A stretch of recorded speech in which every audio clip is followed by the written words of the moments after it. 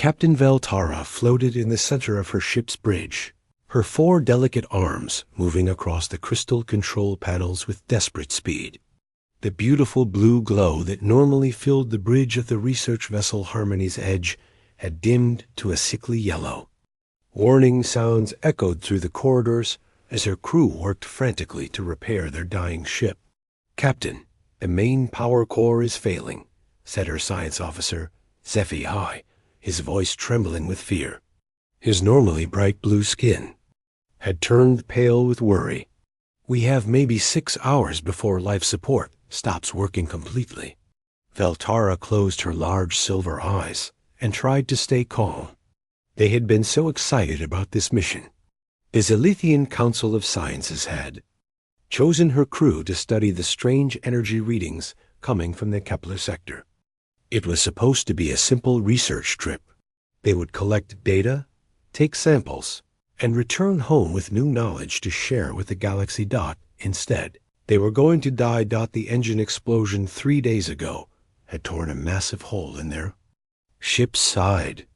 The beautiful crystal hull that grew naturally from Zilithian technology was cracked and broken. Their home planet of Zaliva was too far away for any rescue ship to reach them in time. The nearest Galactic Council station was even further. "What about the emergency beacon?" asked Dr. Mirovith, the ship's medical officer.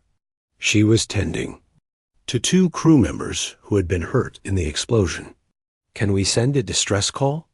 Veltara looked at the star charts floating above her command console. The Kepler sector was marked in red on every Galactic Council map.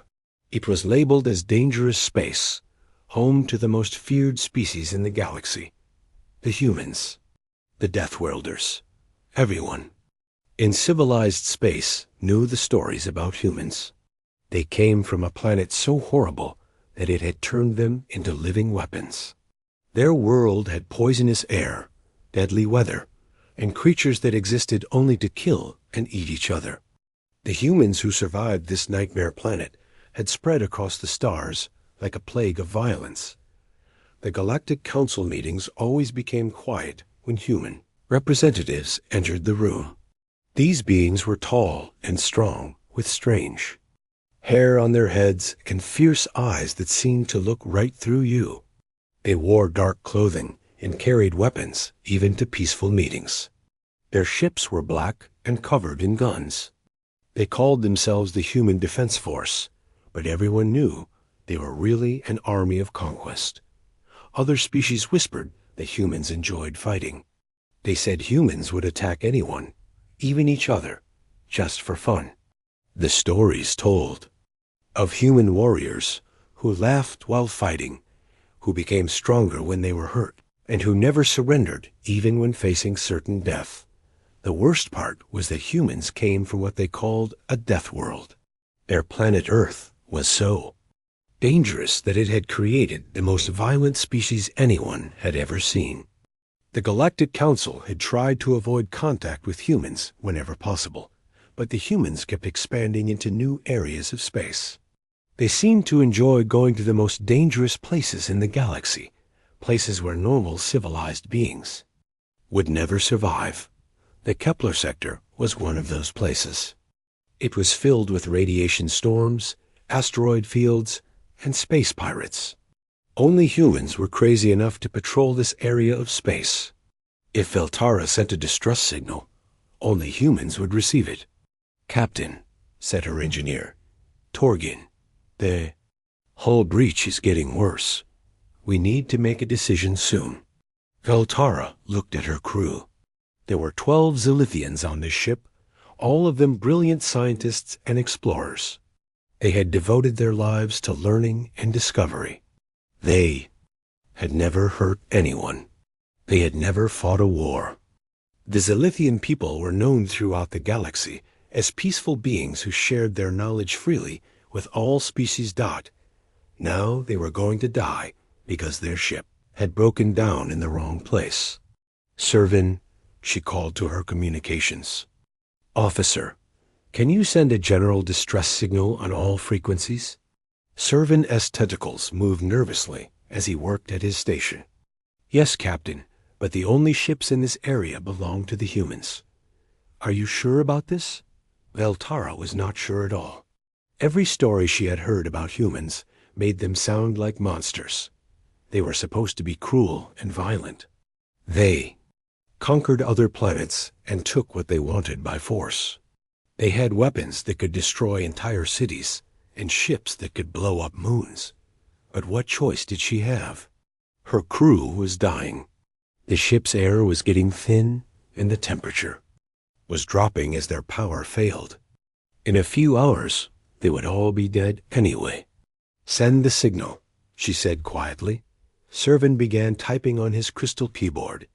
What should the message say, Captain? Veltara thought carefully.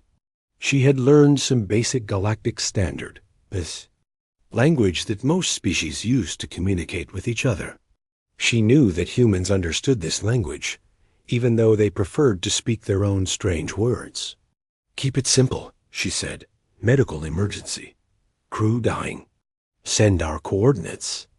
Say that any assistance would be appreciated. And add that we mean no harm. Servan sent the message out into space. Now all they could do was wait and hope. How long before someone might receive our signal? Asked Dr. Miraveth.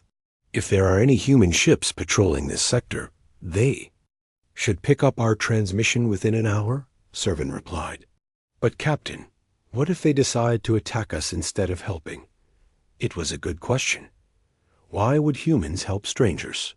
From everything Veltara had heard, humans only cared about fighting and taking what they wanted.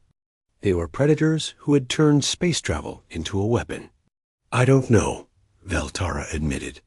But we have nothing they would want to steal. We're just scientists with research equipment. Maybe they will ignore us. The crew worked and worried. Silence as their ship continued to die around them. The lights grew dimmer. The air became harder to breathe. One of the injured crew members, a young researcher named Kitara, was getting worse despite Dr. Miraveth's best efforts. Captain, Servan said suddenly, I'm receiving a response to our distress call. Everyone on the bridge became very still.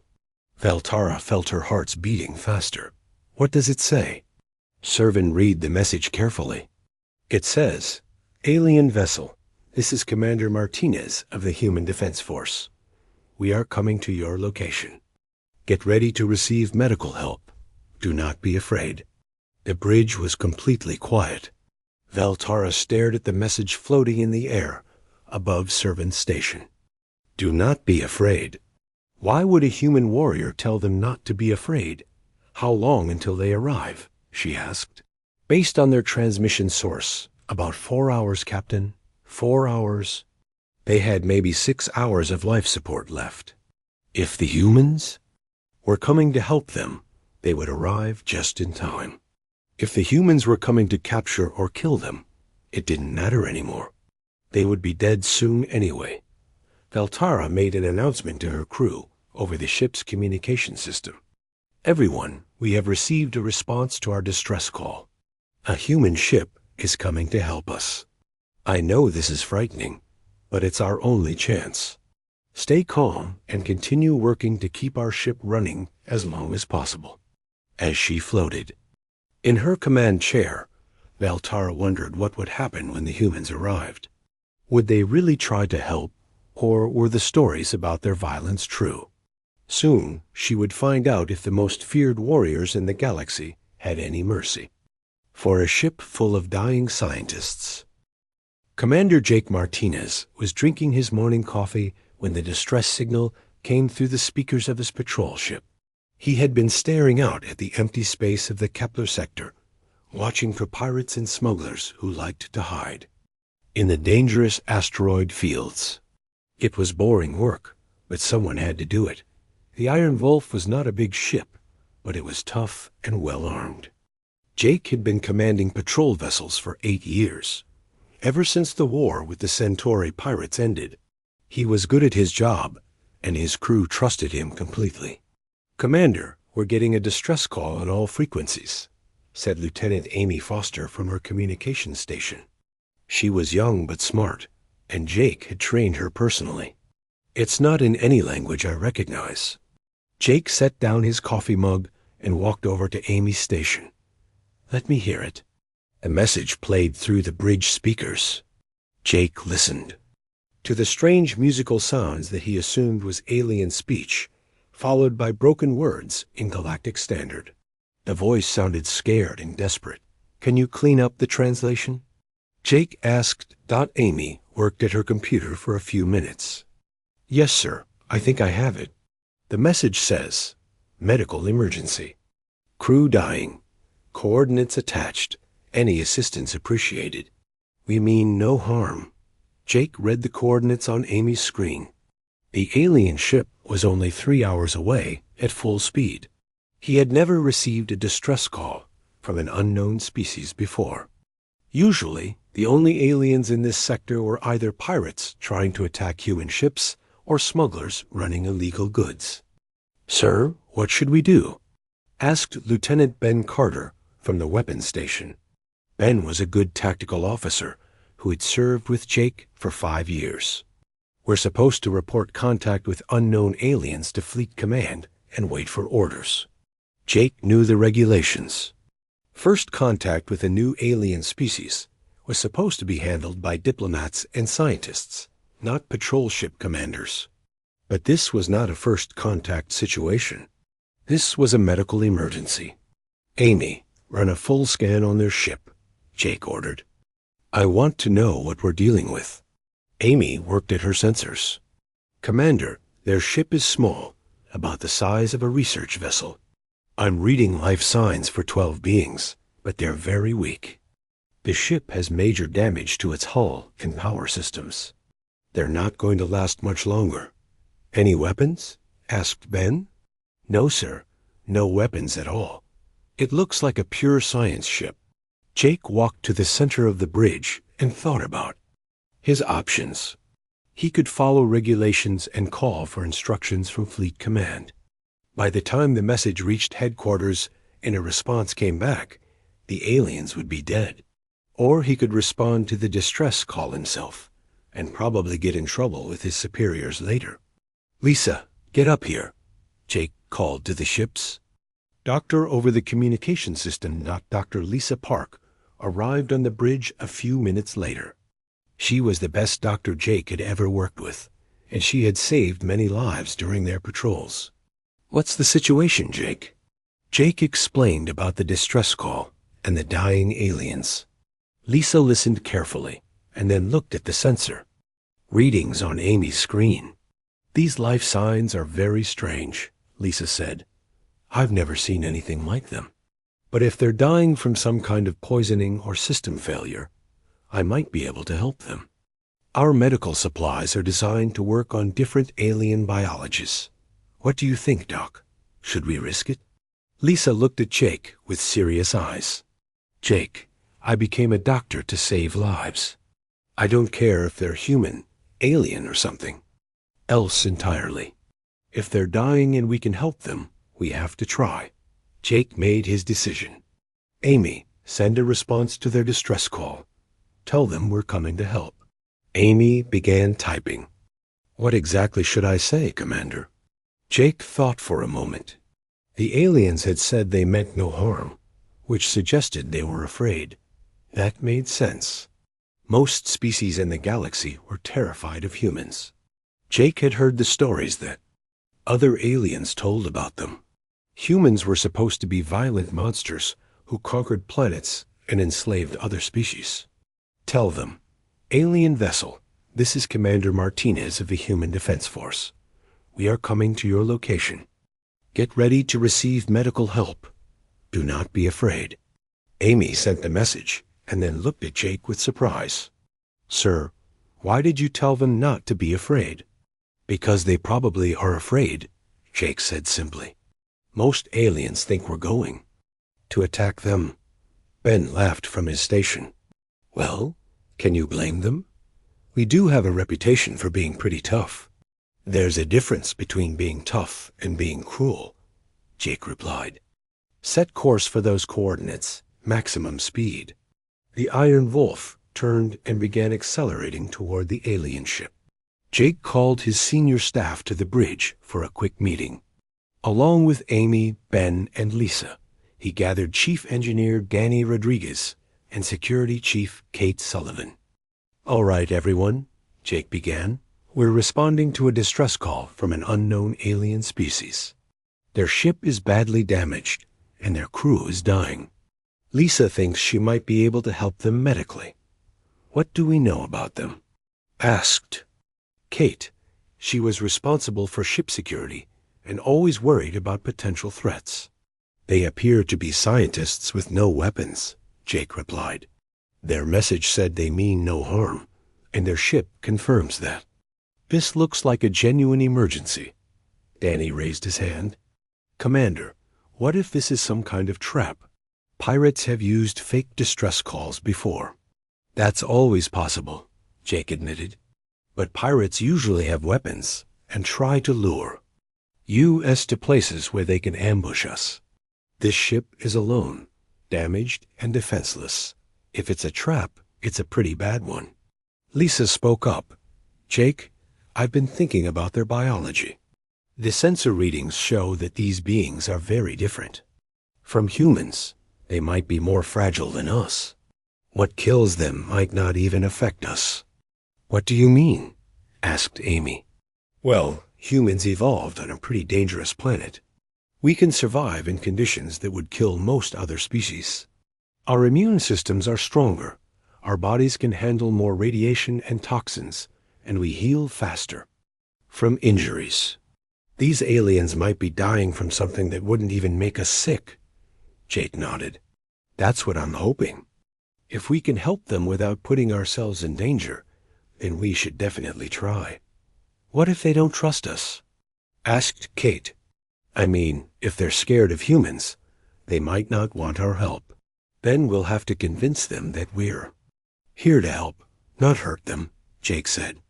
"Lisa, start preparing medical supplies that might work on alien biology. Danny, make sure our environmental suits are ready in case we need to board their ship.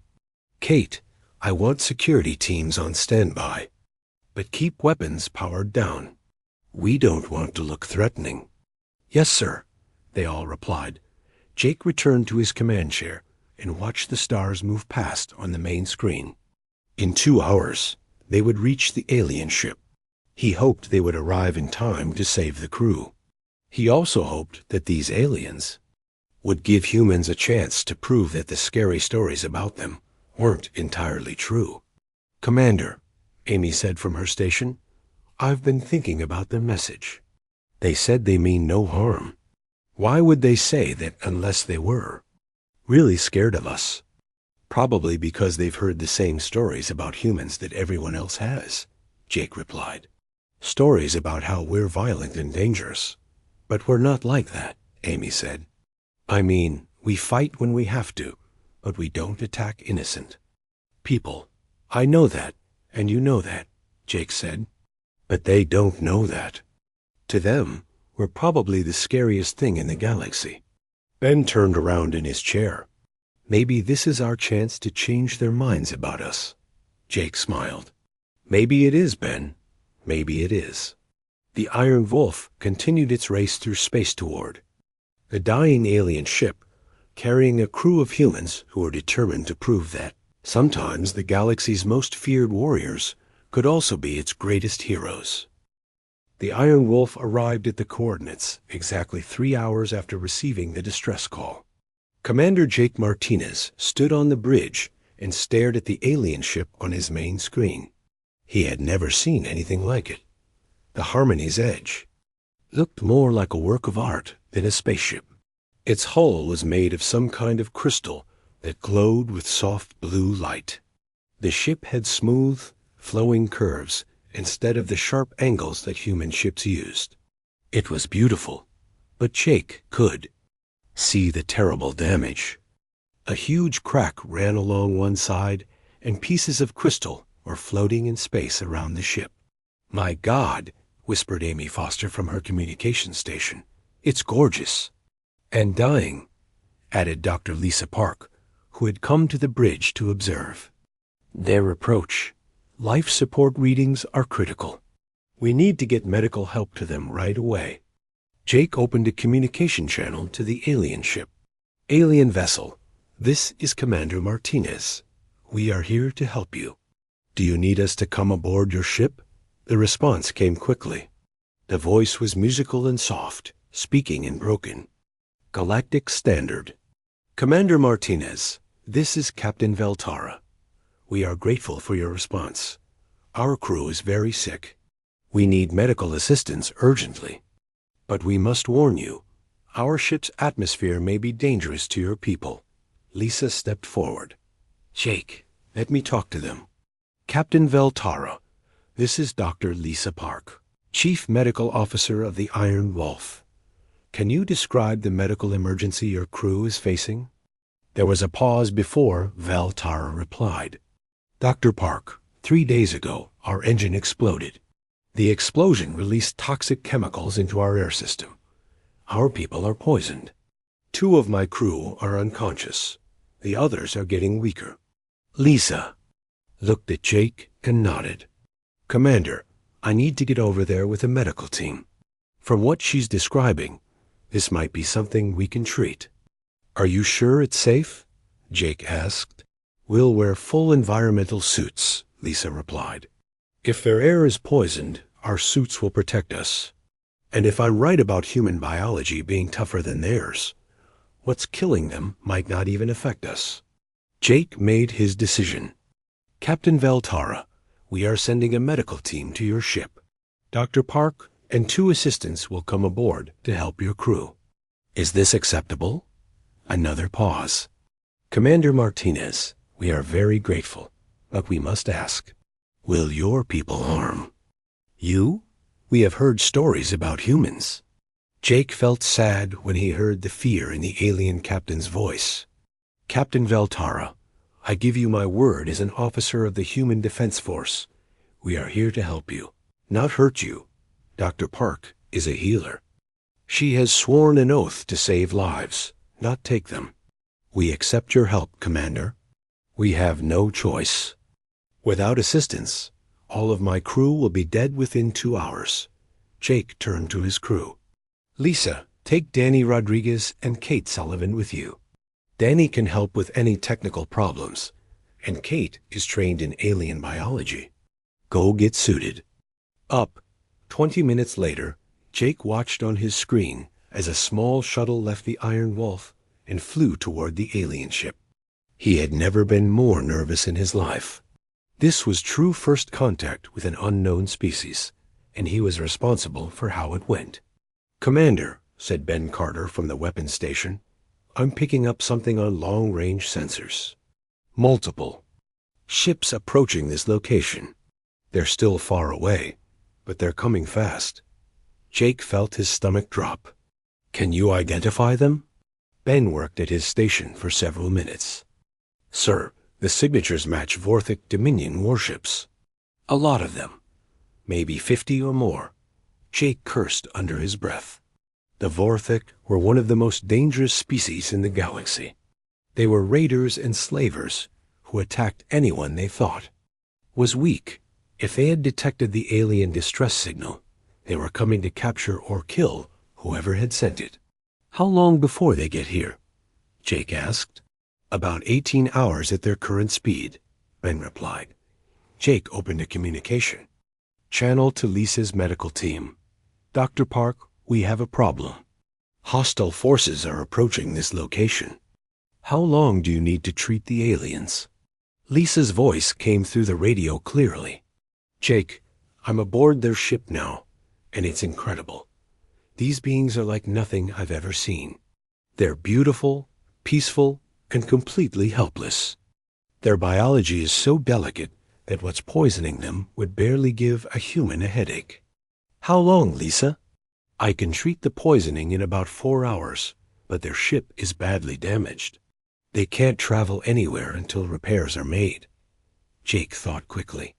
18 hours before the Vorthic arrived, 4 hours to treat the aliens, and probably days to repair their ship enough for travel. The math was not good. Lisa, work as fast as you can. We may need to evacuate them to our ship. Jake spent the next few minutes thinking about his options. The Iron Wolf was a good ship, but it was no match for 50 Vorthok warships. He could try to run, but the alien ship was too damaged to keep up. He could abandon the aliens, but that went against everything he believed in. Finally, he made a decision that would change galactic history.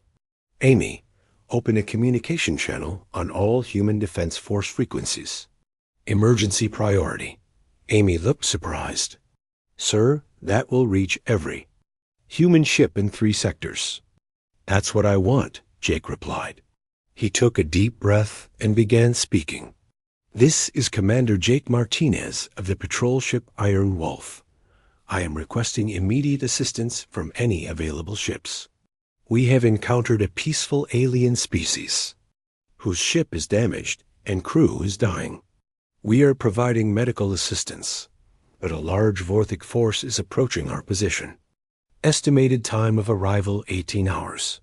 We are outnumbered approximately 50 to 1. Any ships that can respond, please do so immediately. These aliens are not our enemies. They are scientists who need our protection.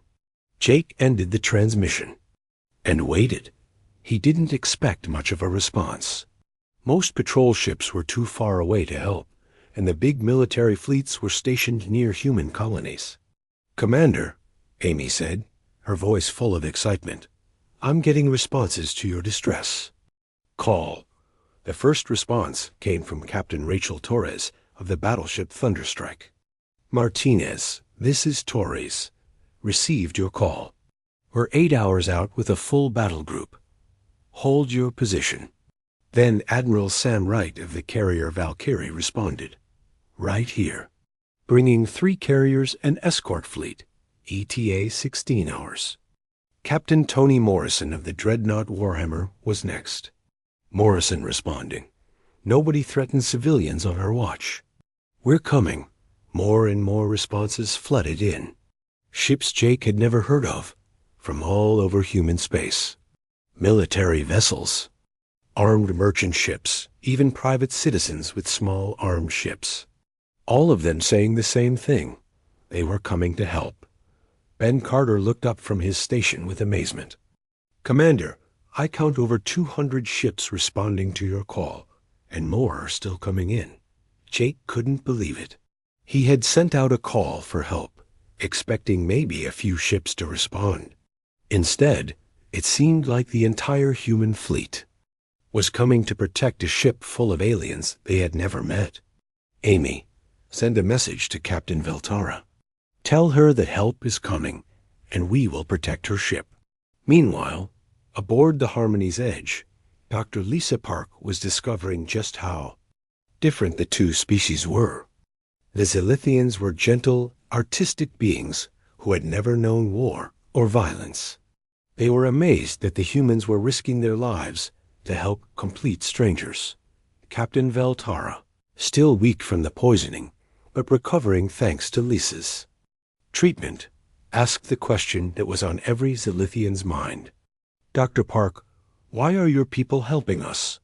We have nothing to offer you. We are not warriors or traders. We are just scientists. Lisa looked at the beautiful, fragile being and smiled inside her helmet. Captain, humans have a saying. We judge people not by what they can do for us, but by whether they need our help. You needed help, so we came. It's as simple as that. What neither Lisa nor Veltara knew was that their meeting would change the galaxy forever. The peaceful Zilithians would learn that the most feared warriors in space could also be its most loyal protectors. And the humans would prove that sometimes the greatest victory comes not from defeating enemies, but from saving friends. Captain Veltara felt much better after Dr. Park's treatment, but she was still confused about the humans. She had expected them to be cruel and violent, but Dr. Park had been gentle and kind. The human doctor had worked for hours to save Zilithian lives, asking for nothing in return. Now Veltara floated on the bridge of her ship, watching the human patrol vessel Iron Wolf through her main screen. The human ship looked nothing like her beautiful crystal vessel. It was dark and covered with weapons, but somehow it made her feel safe instead of afraid. "Captain," said her science officer HFY, "our long-range sensors are picking up new signals. Many ships are coming toward our location." Veltara studied the sensor readings with growing alarm. The computer identified the approaching ships as belonging to the Vorthic Dominion. She had heard terrible stories about the Vorthic. They were a cruel species that traveled through space, looking for weak civilizations to attack and enslave. "How many ships?" she asked. "At least 60, Captain." "Maybe more. They will arrive in about 16 hours. Veltara felt her heart sink. The Vorthic must have detected their distress signal and were coming to capture or kill any survivors. Her crew had barely survived the poisoning, and their ship was still badly damaged. They could not fight or run away. She opened a communication channel to Commander Martinez on the Iron Wolf. "Commander, our sensors show Vorthic ships approaching this location. There are many of them. You should leave before they arrive.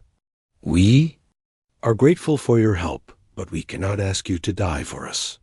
Commander Martinez's voice came back immediately. "Captain Veltara, we are not leaving. We will protect you. But Commander, there are too many enemy ships. Your vessel cannot fight so many." "You're right," Martinez replied. "One ship cannot fight 60 Vorthic warships. But we won't be alone." Veltara did not understand what he meant until HFY showed her new sensor readings. "Captain, more. Human ships are arriving. Many more." On her screen, Veltara watched as human vessels began appearing in space around them. First came a group of 5 military ships, led by a massive battleship. The battleship was 3 times larger than the Iron Wolf and bristled with weapons. "Harmony's Edge, this is Captain Rachel Torres of the battleship Thunderstrike," came a new voice over the radio. "We received Commander Martinez's call for help. We're here to make sure nothing happens to you or your crew." More ships kept arriving. Veltara watched in amazement as human vessels filled the space around her damaged ship. There were huge military battleships, smaller destroyers and cruisers, armed merchant vessels, and even small private ships that looked like they had weapons attached to them. "Commander Martinez," Veltara called, "how many of your ships are coming?" "I'm not sure, Captain," Martinez replied. "My call for help went out to every human ship in 3 sectors. It looks like everyone who could make it is on their way." A new voice joined the conversation. "This is Admiral Sam Wright aboard the carrier Valkyrie. Commander Martinez, I'm taking overall command of this operation. Captain Veltara, please don't worry. We have enough firepower here to handle whatever the Vorthic throw at us." Veltara could not believe what she was seeing. More and more human ships continued to arrive throughout the day. By the time the sun set on her homeworld many light years away, there were over 300 human vessels surrounding her small research ship. Dr. Park had returned to the Iron Wolf after treating all of Veltara's crew, but she came back to the Harmony's Edge to check on her patients. "How are you feeling, Captain?" she asked. "Much better, thanks to your medicine," Veltara replied. "But Dr. Park, I must ask you something. Why are so many of your people coming to help us?" "We are strangers. We have nothing to offer in return." Dr. Park was quiet for a moment. "Captain, can I tell you something about humans that most aliens don't understand?" "Please do." "Most species in the galaxy think humans are violent because we come from a dangerous planet. They think we enjoy fighting and hurting others. But that's not true. Yes, we can fight when we have to. Yes, we're good at war. But we don't fight because we like it. We fight to protect people who can't protect themselves." Veltara listened carefully. "I do not understand." Earth was a dangerous world that tried to kill us every day, Dr. Park explained. We learned to be strong, not so we could hurt others, but so we could save our families and friends. When we see someone in trouble, like your crew, every human wants to help. It's just how we are. But so many ships, Veltara said. Hundreds of your people are risking their lives for us. That's because to humans, it doesn't matter if you're human or alien, big or small, strong or weak. If you need help, and we can, give it, we will. The pilot of that small ship over there, Dr. Park pointed to a tiny vessel with improvised weapons, probably left his family and his job to come here. He doesn't know you, but he couldn't live with himself if he stayed home, while innocent people were in danger. Veltara felt tears forming in her large silver eyes. My people have been wrong about humans. Most species are wrong about us, Dr. Park said gently. They see our weapons and our strong ships and think we're monsters. They don't understand that we build strong ships to protect weak ones. We carry weapons to fight bullies like the Vorthik. The hours passed slowly as more human ships arrived. Veltara learned the names of some of the commanders. Captain Tony Morrison commanded a massive dreadnought called the Warhammer. Captain Lisa Hayes led a squadron of fast destroyers. Commander Paul Jenkins flew a converted trading ship that he had covered with guns. Each ship that arrived sent the same message to Veltara. We are here to protect you. As the time until the Vorthik arrival grew shorter, Admiral Wright began organizing the human fleet. Veltara listened to the radio communications with fascination. The humans talked about tactics and formations like they were planning a dance instead of a battle. All ships, this is Admiral Wright, came the announcement. The Vorthik fleet will arrive in 4 hours. We have over 800 vessels in position. Remember, we're not here to start a war. We're here to protect innocent people. If the Vorthik want to fight, we'll give them one they'll never forget. 800 ships. Veltara could barely comprehend the number. The entire Zalithian fleet had only 50 vessels, and those were all unarmed science ships. The humans had brought nearly 1,000 armed warships to protect 12 alien scientists they had never met. Captain, said SCI, I'm detecting the Vorthik fleet on long-range sensors. They'll be here soon. Veltara nodded and opened a channel to Admiral Wright. Admiral, the enemy ships are approaching. Are you sure you want to do this? My people would understand if you decided to leave. Admiral Wright's response was immediate and firm. Captain Veltara, humans have a saying, we don't abandon friends. You became our friends the moment you asked for help. We're not going anywhere. Veltara looked out at the massive human fleet surrounding her tiny ship. Each vessel was crewed by beings who had traveled across space to protect strangers. These were not the monsters from the scary stories. These were heroes. Dr. Park, she said to the human doctor who was still aboard her ship, when this is over, I want to learn more about your people. I think the galaxy has been very wrong about humans. Dr. Park smiled. I'd like that, Captain. I think our two species could become great friends. Outside, in the cold darkness of space, 800 human warships waited in perfect formation. They had come from dozens of different worlds and space stations. They had left behind their jobs, their families, and their own safety. They had one thing in common. They could not stand by while innocent people were threatened.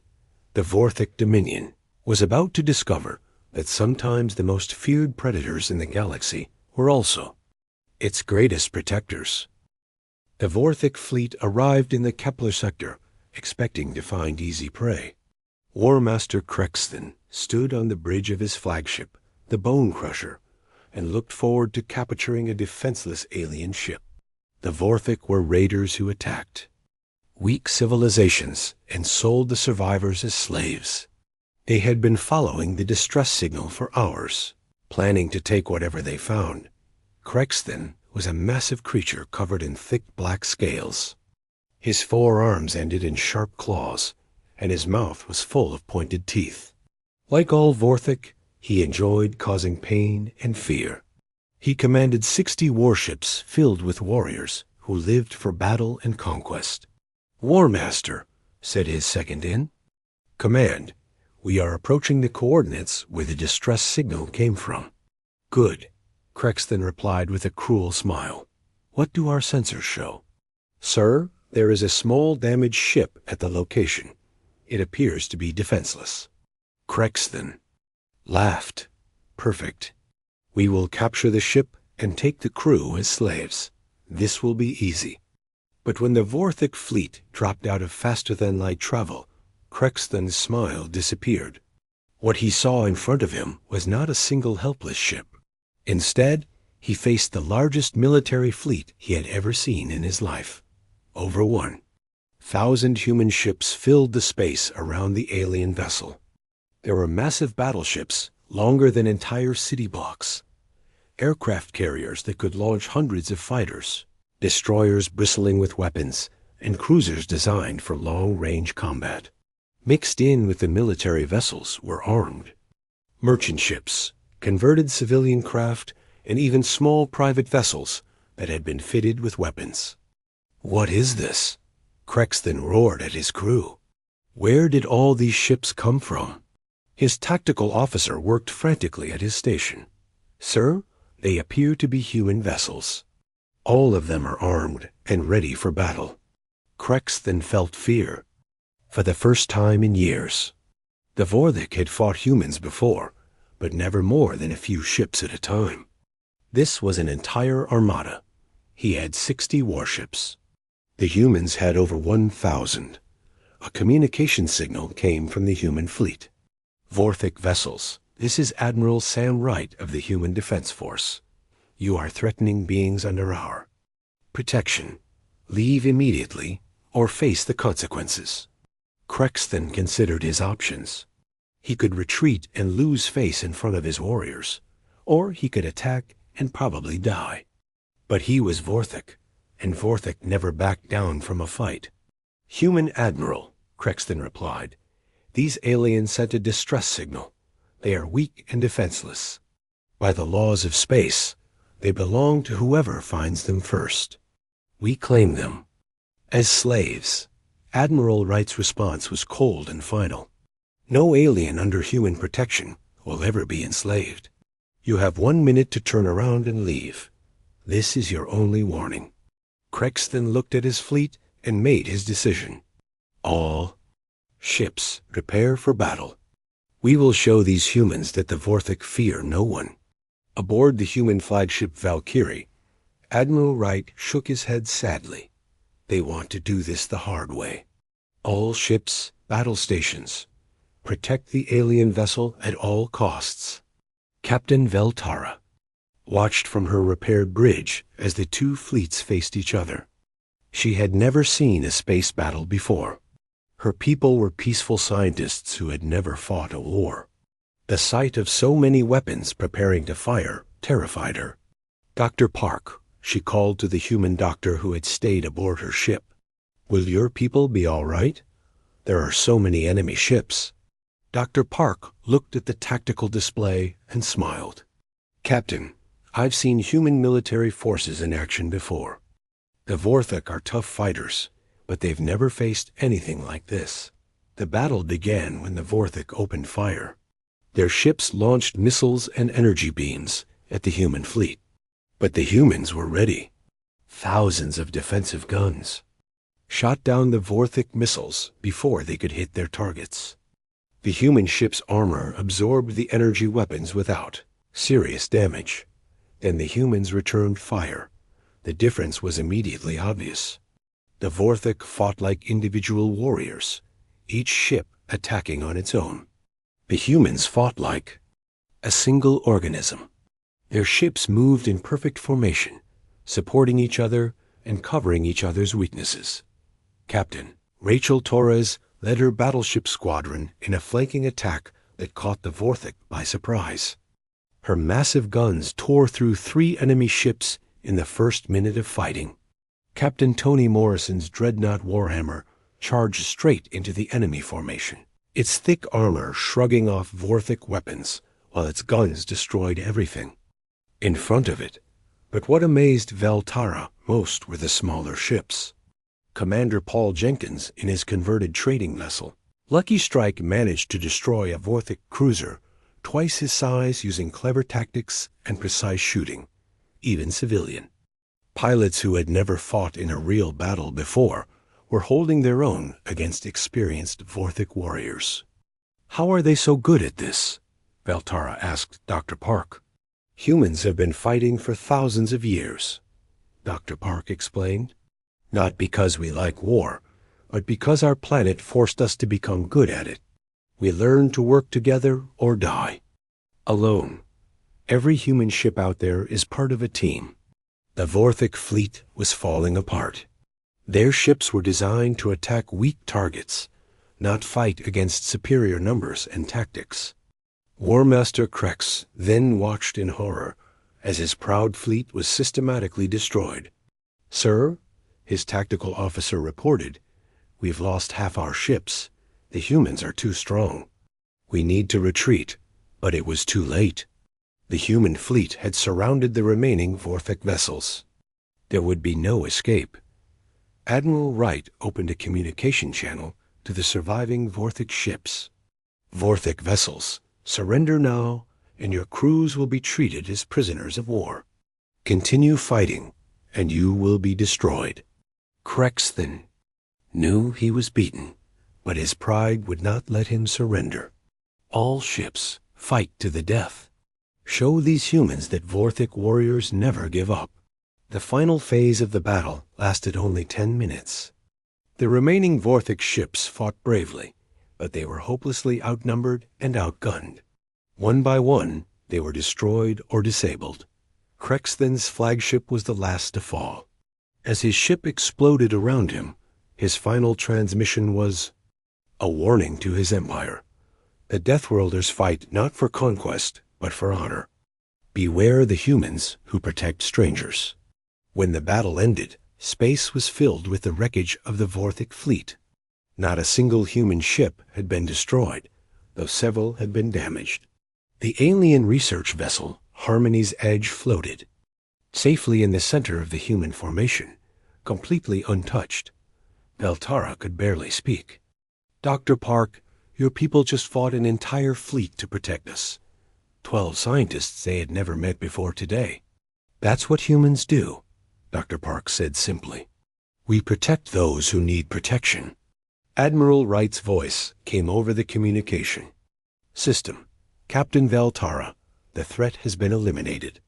Your ship and crew are safe. Is there anything else we can do to help you?" Veltara thought about all the stories her people told about humans. Stories of violence and conquest and endless war. None of those stories had prepared her for this moment. The most feared warriors in the galaxy had just proved they were also its greatest heroes. "Admiral Wright," she said, "my people owe you a debt we can never repay. You have saved our lives and shown us what true honor looks like." "No debt necessary, Captain," Wright replied. "Today you became our friends. Humans never abandon their friends."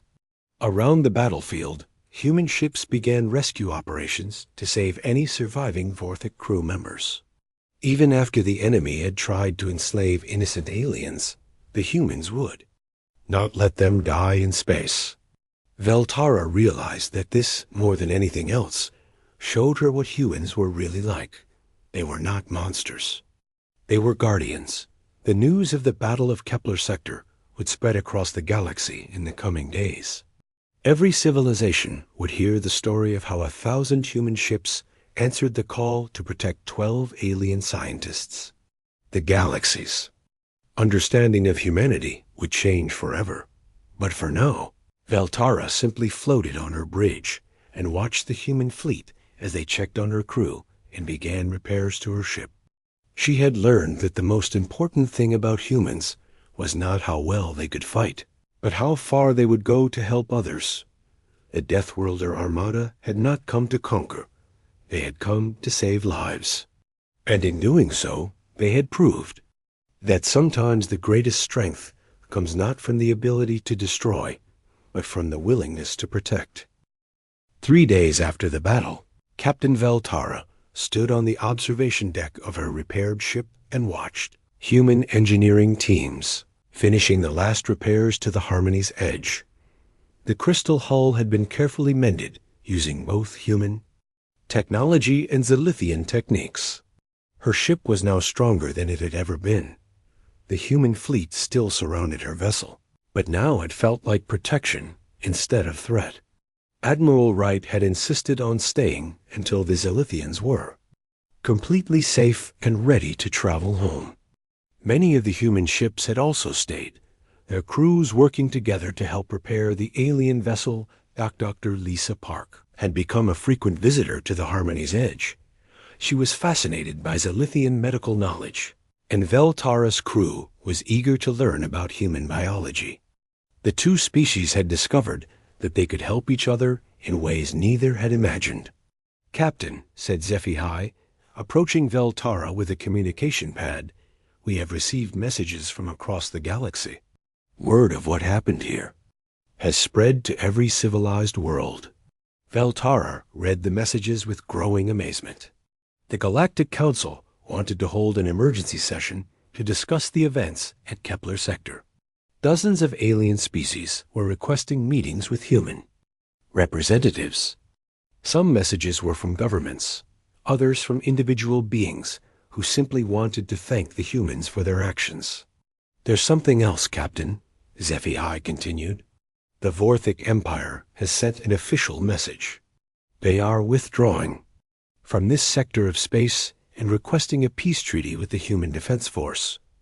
Veltara was not surprised. After losing an entire fleet to protect strangers, the humans had proven they were not interested in conquest. But they had also proven that attacking innocents under human protection was a very bad idea. Admiral Wright's voice came over the ship's communication system.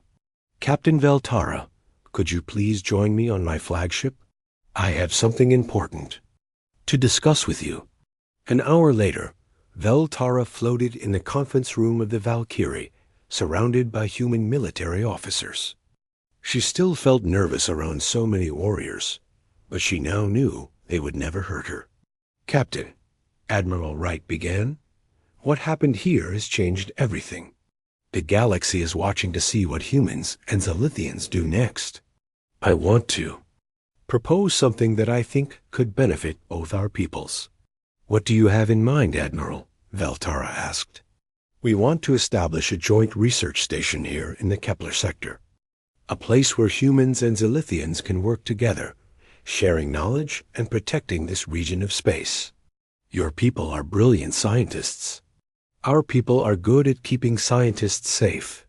Commander Jake Martinez, who had been promoted to Admiral after his actions started the entire event, spoke up.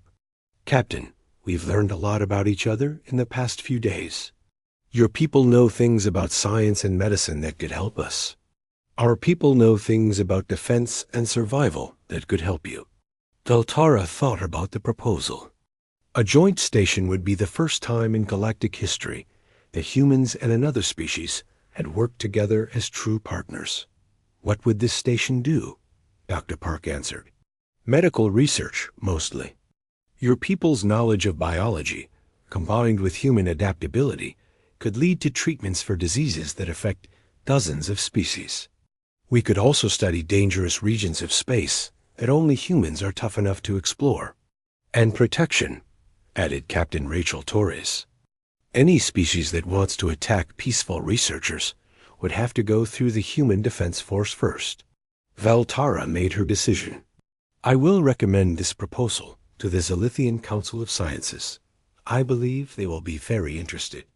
The meeting continued for several hours as they planned the details of the research station. When it ended, Veltara had one more request. "Admiral Wright, I would like to address your fleet before we leave." My people have a tradition of thanking those who save lives. Admiral Wright smiled. I think the fleet would be honored to hear from you, Captain. That evening, Veltara's message was broadcast to every ship in the human fleet. Her words were also recorded and would eventually be heard across the galaxy. Brave humans of the Defense Force, she began. When my ship sent a distress call into the darkness, we expected death. We had heard the stories about your people. We believed you were violent monsters who conquered and destroyed everything you found. We were wrong about everything except your strength. You are strong, but you use that strength to protect the weak. You are warriors, but you fight only to defend the innocent. You are feared across the galaxy, but you should be honored instead. In 3 days you have taught my people more about courage and honor than we learned in 1,000 years of peace.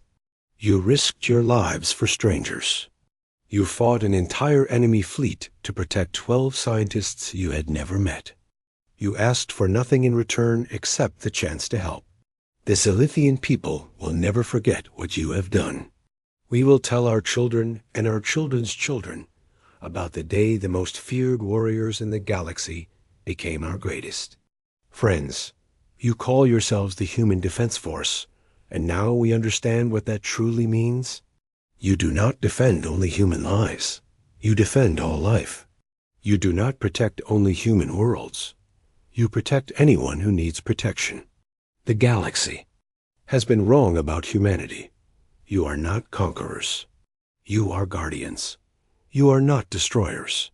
You are saviors. And from this day forward, the Zilithian people will stand beside you as allies and friends. When Veltara finished speaking, the entire human fleet was silent for a moment. Then, slowly, every ship began transmitting the same message. Honor to the Zilithians. Honor to new friends. The Harmony's Edge left the Kepler sector the next day, escorted by a squadron of human ships that would see them safely home. But Veltara would return within 6 months to oversee construction of the joint research station. The station would be called Haven Point, and it would become the most important scientific facility in the galaxy.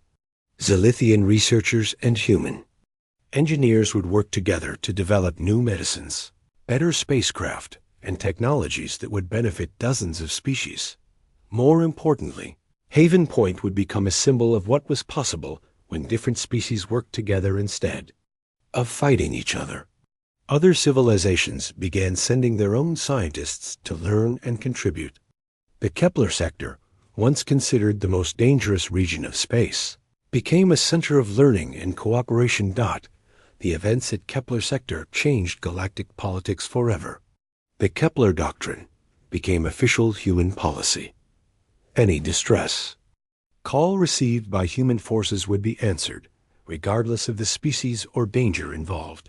Other civilizations began to reconsider their assumptions about the violent Deathworlders from Earth. Slowly, alliance requests began arriving at human diplomatic stations.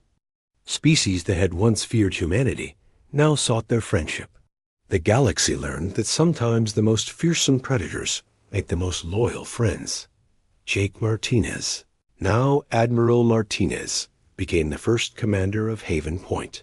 Captain Veltara served as its first alien director, working alongside Dr. Lisa Park to develop new medical technologies that saved lives across the galaxy. Years later, when historians wrote about the Battle of Kepler sector, they would call it the moment when humanity proved its true nature to the galaxy. It was not the largest battle ever fought, or the most technically impressive, but it was the battle that showed the difference between strength and cruelty, between power and honor. The story spread to every corner of civilized space. Children of dozens of species grew up hearing about the day when 12 alien scientists sent a desperate cry for help into the void, and the entire human fleet answered. The galaxy had finally learned the truth about humanity. They were not the monsters of the scary stories. They were the heroes who came when the monsters threatened innocent people. And in the vastness of space, That made all the difference.